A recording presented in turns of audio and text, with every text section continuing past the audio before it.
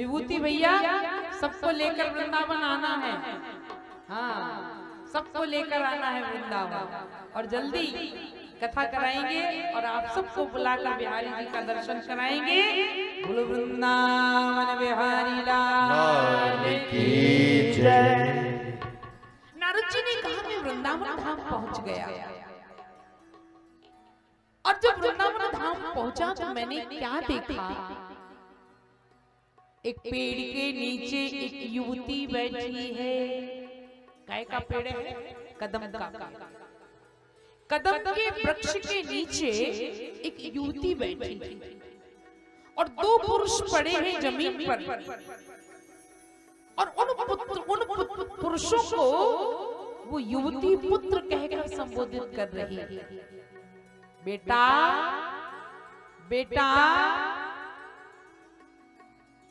नारद जी ने कहा मुझे आश्चर्य लगा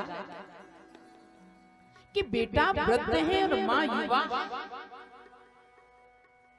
एक बार तो मन हुआ कि जाऊं देखूं,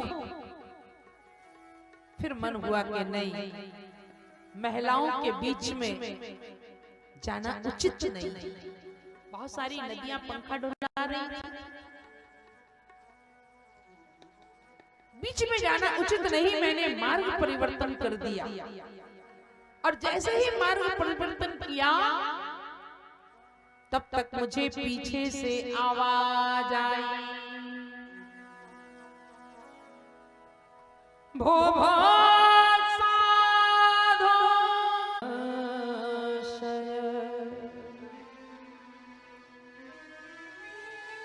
दर्शन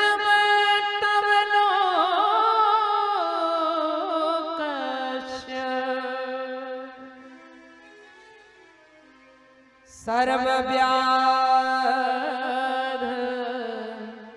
हरम परम भो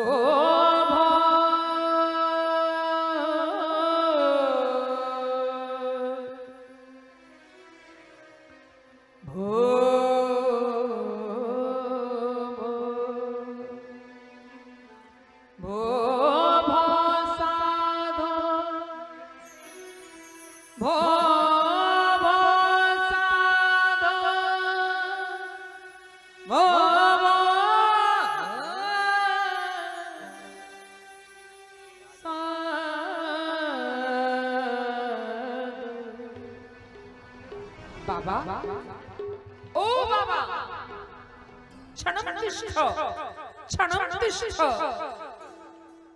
एक मिनट के लिए रुक जाओ। दर्शनम तम लोकस्य, आपके दर्शन से मुझे बहुत आनंद आ रहा है। सर्व व्याधा हरम, मेरा दुख दूर हो रहा है। जब बार बार देवी ने बुलाया, क्षण वो साधो, क्षण तिष्ठ, कुछ देर रुक जाओ। नारद बाबा पास में आए और नारद जी ने पूछा, देवी आपका परिचय?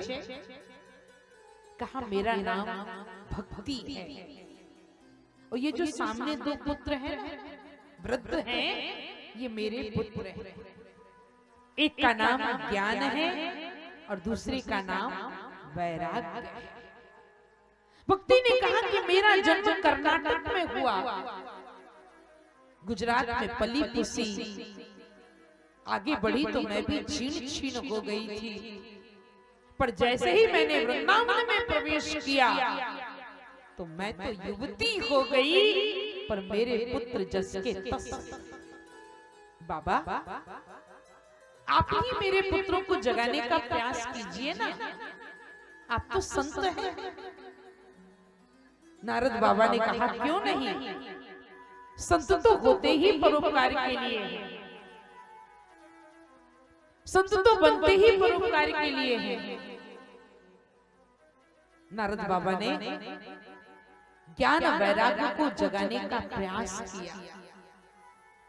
जितने चूरन चटनी बाबा के पास थे सब चटा दिए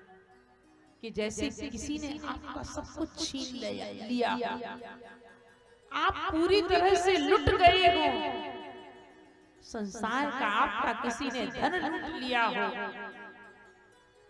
सनत कुमारों ने कहा बाबा, पर संतों के पास जो धन होता है उसे दुनिया का कोई लूट नहीं सकता है। आपकी तिजोरी तोड़ के चोर ले जा सकता है, आपकी अलमारी खोल के चोर चोरी कर सकता है, आपकी गाड़ी चुरा सकता है, आपकी साइकिल चुरा सकता है, पर संतों के पास जो संपत्ति होती है उसे दुनिया का कोई चोर नहीं चुरा सकता है और कोई डाकू उसे लूट नहीं सकता।